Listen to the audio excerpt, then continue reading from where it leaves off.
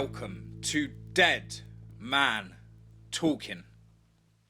Tonight's story is a fascinating deep-sea tale and simply entitled The Eyes of the Sea. Let's get straight into that. My fascination of the sea is deeply rooted in the fear it instills in me. The dark, lifeless waves inspire an emotion strong enough to induce thought-provoking insomnia on the calmest of nights. The water caresses my boat, promising it sweet nothings, trying to convince it to visit its depths.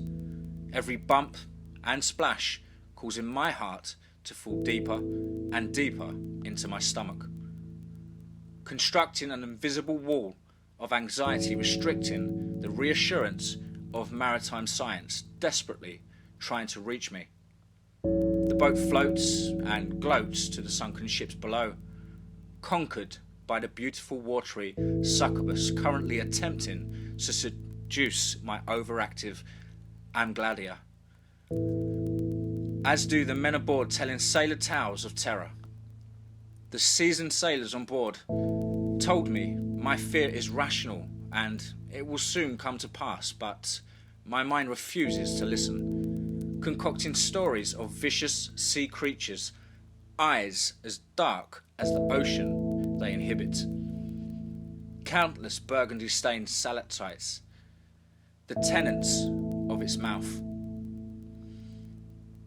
As I watch the ocean breathe, I can't help but feel as though the ocean is watching me, waiting for me to become clumsy and foolish enough to trust it, so that it may take me under to the place that terrifies me so.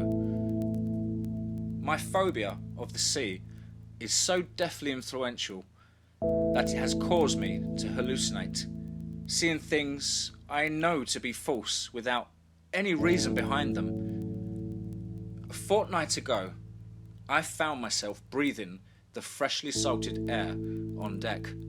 A single oil lamp used by the sailors to play cards, my only light. I searched for the moon and stars in the desolate night sky, to no avail. The endless sea of the galaxy above seemingly gone. In my frantic search for celestial mechanisms, I hadn't noticed how silent the night had become.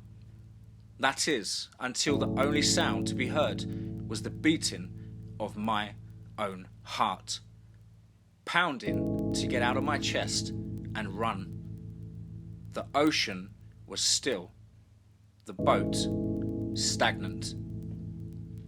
I like to hold myself as a leader, but in that moment, I followed the example of the boat and sky and stood like a statue, surveying the area with eyes that knew not what they were seeking. It soon became apparent that I didn't own the eyes that were hunting, but instead, the bow had a fresh set of eyes placed sternly behind it, accompanied by two humanoid hands layered in fleshy scales that ended in keratin spikes, digging into the wood to keep its grip.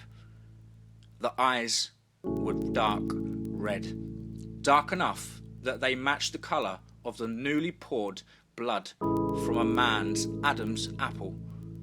Where there would have been the pupil and iris were only darkness, seemingly rotating as a violent whirlpool would. I looked to the cabin as a pathetic, silent call for help to any sailor that may be present, and when my gaze returned to the bow, it no longer had gazing eyes attached.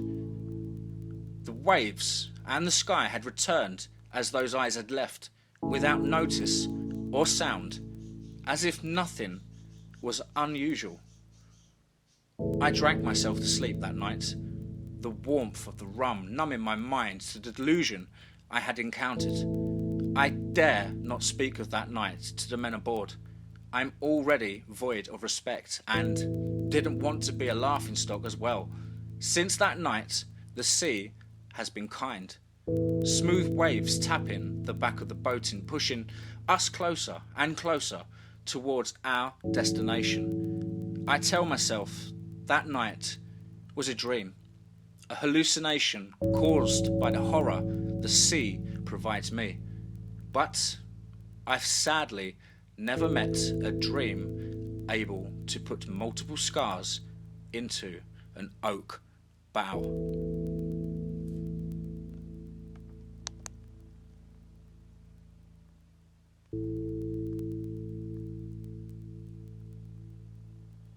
Wow, I hope you guys enjoyed that story. Please do let me know in the comments below. Please do like and share. And as ever, folks, remember, be safe, not sorry.